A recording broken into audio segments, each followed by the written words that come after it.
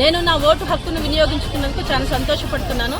ఎందుకంటే ఈ ఓటు హక్కు అనే ఆయుధం భవిష్యత్తు 5 సంవత్సరాల మన తీర్పునిస్తుంది.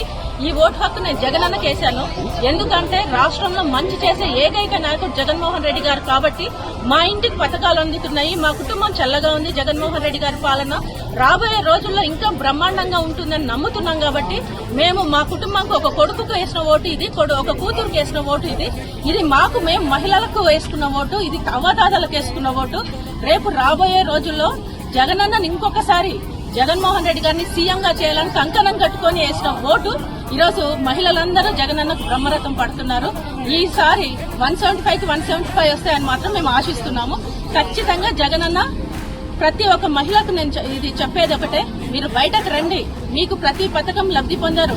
దాదాపుగా ఈ 5 సంవత్సరాల్లో ఒక్కొక్క కుటుంబానికి 20 నుంచి 25 లక్షల ప్రాఫిట్ వచ్చింది. అది ఒక్కటి గుర్తు చేసుకుని మీరందరూ ఓటేయండి. రాబోయే రోజుల్లో జగన్మోహన్ రెడ్డి గారు ఇంకా మంచి పాలనను అందిస్తారని మేము సవినయంగా వేడుకుంటున్నాం.